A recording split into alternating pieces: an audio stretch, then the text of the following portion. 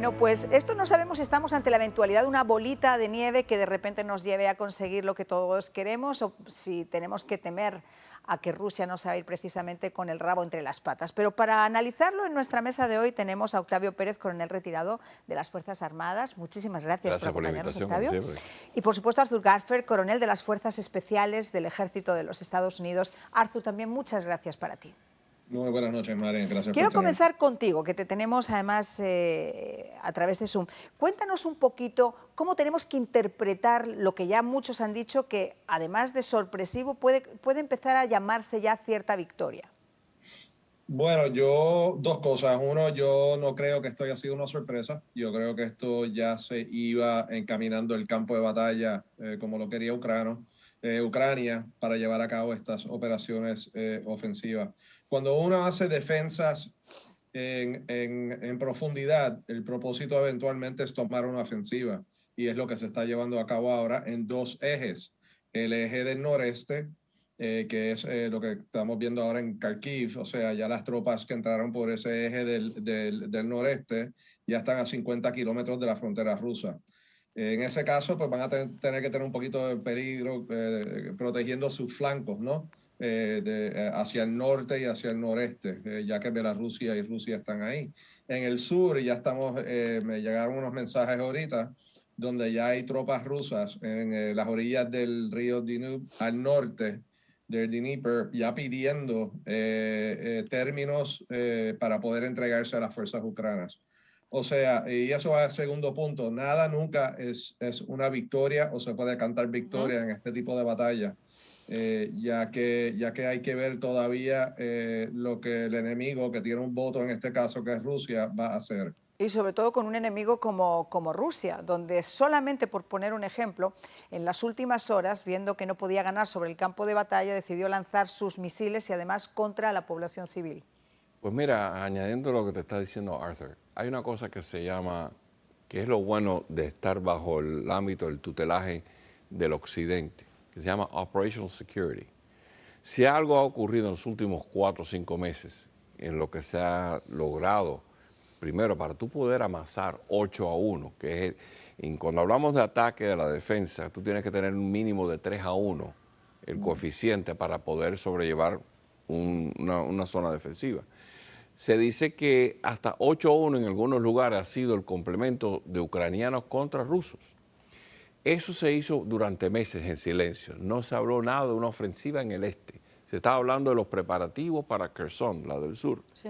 Pero hubo incidentes en unas semanas pasadas donde supuestamente habían atacado un tren donde habían 200 militares que murieron, que no se sabe si fue verdad o no.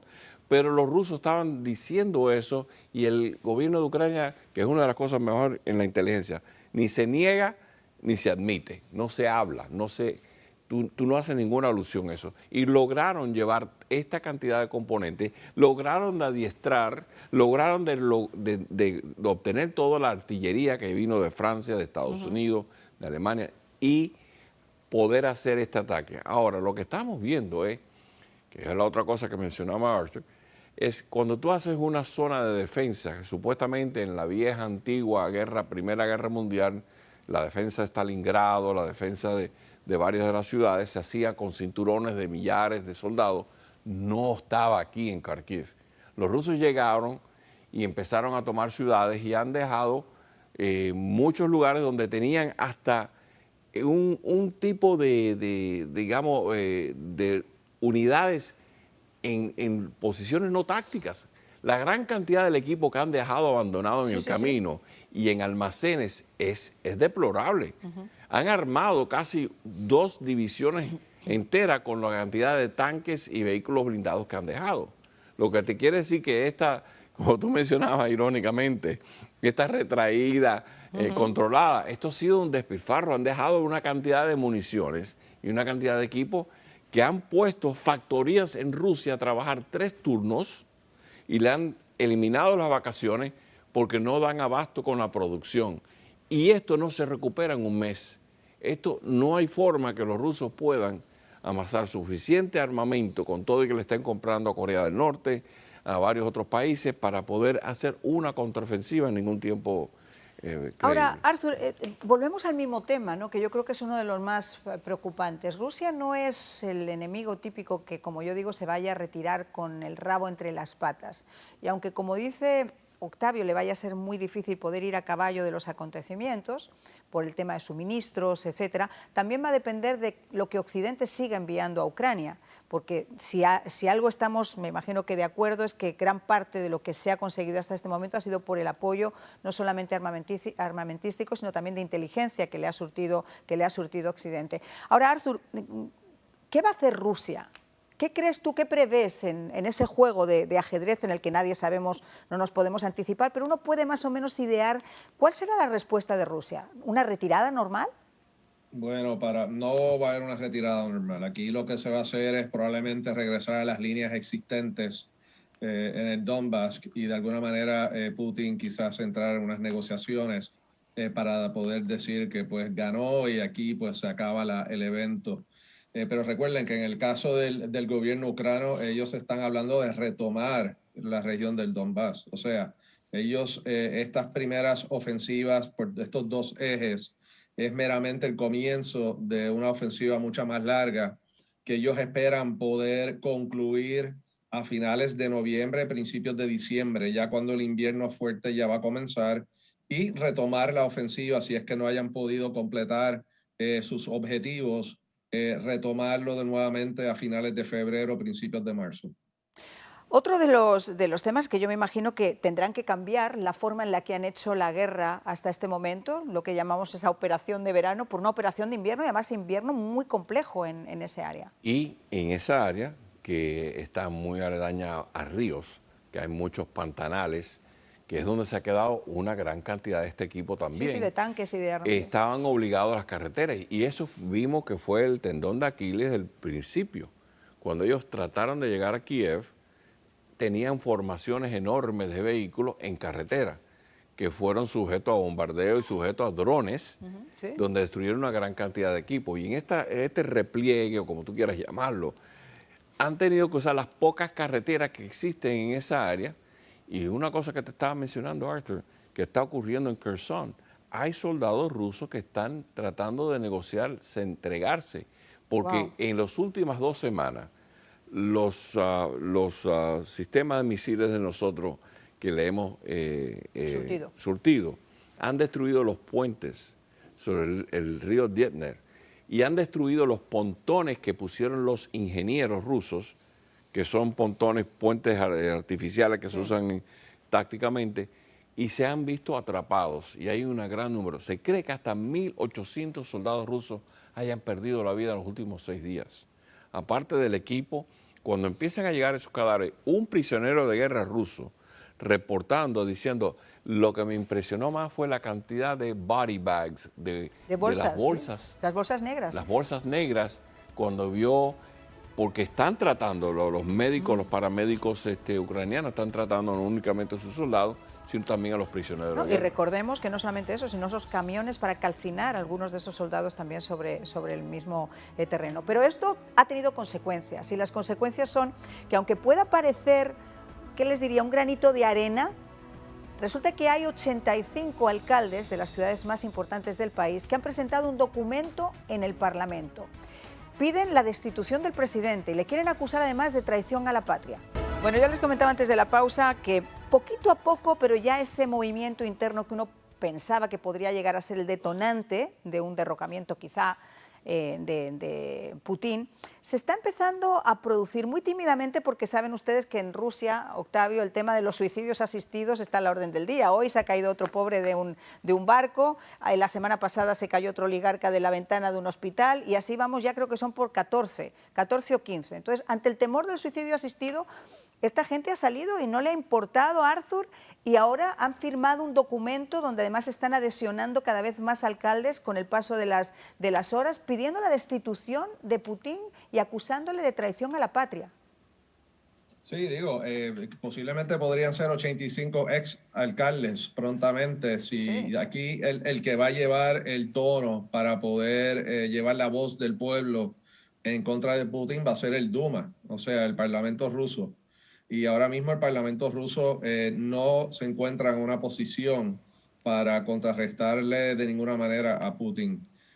Si tú no tienes las fuerzas de inteligencia y la fuerza militar apoyando el Duma o viceversa para derrocar a Putin, no va a pasar, lamentablemente, en estos momentos.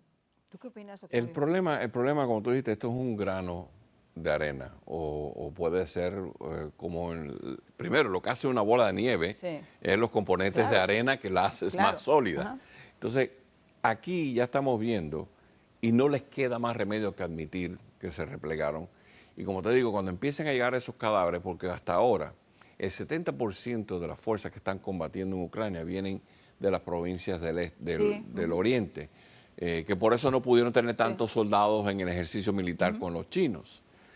Cuando empiecen a llegar esos ataúdes, y hemos visto funerales en pueblos pequeños, a estos pueblos de donde están estos alcaldes limítrofes a San Petersburgo, a Moscú, que ellos han sido muy, muy claros en no contratar, o sea, llevar unidades de las grandes ciudades, porque eso es lo que está impactando. Eso es lo que en realidad puede ser otro grano más de arena, un poquito de cal y cemento, que logre algún movimiento. No que ellos 85 puedan lograrlo, pero ya entre eso, entre los problemas de escasez que están teniendo en Rusia, el pueblo ruso, con suministro, va a lograr alguna otra alternativa. O él llega a la mesa de negociaciones, porque la otra cosa de estos operativos militares, que hay que tomar ventaja ahora, que están de repliego para tratar de avanzar hasta el máximo. Si ellos quieren retomar todo Donetsk y Luhansk, tienen que hacer el máximo. Mira, hay otros factores importantísimos. Los ciudadanos prorrusos que en los últimos meses hicieron sus pasaportes rusos no pueden entrar a Rusia. Han dejado días, 2 y 3 días, porque tienen miedo de que estén colados. claro, Entonces, ajá. ven acá, tú no eres el que me ibas a dar a mí Ajá. salvaguardia de esto. En la salida de Izium dejaron a las unidades ucranianas prorrusas a defender mientras se replegaron. Qué horror. En otras palabras, carne de cañón, lo dejaron para morirse, para hacer un detén en la avanzada ucraniana. Lo que te está diciendo que va a haber muchas, ¿cómo se llaman? Bitter grapes, muchas Sí, uvas amargas. amargas en la gente que queda en el Donbass, en todo lo que está ocurriendo ahora, porque parte del ataque fue en el mismo Donbass, de las cuestiones eléctricas, de atacar la infraestructura eléctrica.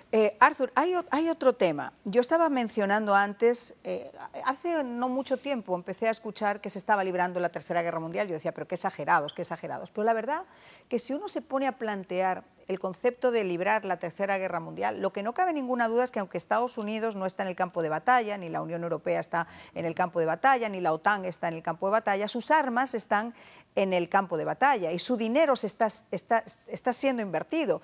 Y en muchos casos ya hay mucha gente que dice, oye, pero ¿hasta cuándo? Porque todos tenemos problemas nacionalmente, ¿hasta cuándo vamos a seguir apoyando a Ucrania? El tema aquí es el siguiente: si esto es una guerra de fondo y una guerra tan larga como desgraciadamente se prevé, yo me imagino que esa ayuda que se le está dando a Ucrania en este momento, va a llegar el momento donde se va a tener que cerrar el grifo. ¿Qué va a pasar entonces? Bueno, ese tipo de decisión se basaría en mucha inteligencia que saldría, obviamente, sea por el DIA, la CIA y otras organizaciones, en cónsones con otras agencias de inteligencia en Europa y las mismas unidades de inteligencia en Ucrania. Eso no va a ser una decisión meramente diplomática, habrá mucha inteligencia. Y la razón es el cerrar ese grifo llevaría unas consecuencias muy grandes y se mandaría un mensaje a Rusia que potencialmente en algún momento Rusia podría retomar algún tipo de ofensiva o retomar el conflicto. No creo que Ucrania llegue a nivel de una guerra mundial. Hay que recordar que durante la Guerra Fría nosotros tuvimos muchos combates con elementos de la vieja Unión Soviética, sea en el sur de África, en Centroamérica, en partes de Asia Oriental. O sea, que es algo ya, o sea, yo entiendo que esto es parte de eso y lo estamos viendo en otras partes del mundo también, pero no a esta escala, sino más a nivel de ataques cibernéticos, posturas en ventas militares, preposicionando equipo que probablemente es anticuado. Vemos a Turquía luchando contra Rusia en Libia, en Siria y tan reciente como el año pasado en el conflicto armeno en Armenia contra Azerbaiyán. O sea, que se ven muchos puntitos de conflicto, pero no creo que esto llegue al punto de una guerra mundial. ¿Cuál es su opinión, Octavio? Primero, yo estoy de acuerdo con Arthur que por mucho, y te lo digo, y yo soy públicamente, yo soy republicano y soy derechista, pero esa crítica de que no se debe invertir dinero, estamos peleando la Tercera Guerra Mundial Por eso. en lo que se llama Ucrania. Lo que no queremos que esto, y estamos usando la tecnicalidad de que es una guerra entre dos países y apoyándolo, porque el Occidente hoy por hoy está enfrentando, fíjate que él le cerró el grifo al Nord Stream, y el Nord Stream lo cerró diciendo que parte de los componentes de las llaves vienen de Canadá y por el embargo, la retórica cubana de toda la vida, no han podido restablecer esas reparaciones, pero le cerró ahora en septiembre. Se esperaba que eso iba a ocurrir en noviembre, diciembre, en medio del frío. Entonces, es una guerra a varios niveles, cibernético, económico, a ver quién da más. Y por eso es que es importante todo lo que está ocurriendo internamente en el país. Los países de Europa tenemos que apoyarlo. Le estamos reabasteciendo a todos los países de los viejos, del Pacto de Varsovia, equipamiento norteamericano que tiene municiones que son afables a la OTAN, o sea que es el mismo calibre, porque ellos han dado todo por Ucrania, porque todas estas, Estonia, Latvia, todo, y Lituania están viendo, y Polonia, el potencial de que si esto no se controla... No solo eso, China y Taiwán, Corea del Norte con Corea del Sur, o sea, esto tiene repercusiones. El dejar de apoyar a Ucrania y dejar de mandar dinero allí en este momento, estaría mandando esa señal. Vamos, tiempo de reflexiones finales o de últimos pensamientos, Arthur. Bueno, yo entiendo que los rusos van a continuar usando una economía de fuerza con sus soldados y tratar de cubrir esos gaps con fuegos indirectos. Y eso es lo que ha llevado a estas ofensivas en el noreste y en el sur y el fracaso de la defensa rusa. A la misma vez van a haber más rendiciones, los estamos viendo por mucho, y eso va a causar un problema de logística para Ucrania, el poder tomar tanto soldados rusos en su rendición. Creo que vamos a ver prontamente, antes de noviembre, un cese al fuego por parte de Rusia, porque no van a poder abastecer lo que tienen hoy mismo en la frontera. Octavio. En parte, la ofensiva esta continúa y va a continuar mientras los militares sigan siendo reabastecidos y habrá lograr el máximo. El clima va a tener efecto, lo que haga Putin va a tener efecto. O sea que esto es una baraja que tú lo puedes tirar ahora y puede cambiar de día en día. Pero lo que sí va a continuar es en el sur, en Kherson, donde posiblemente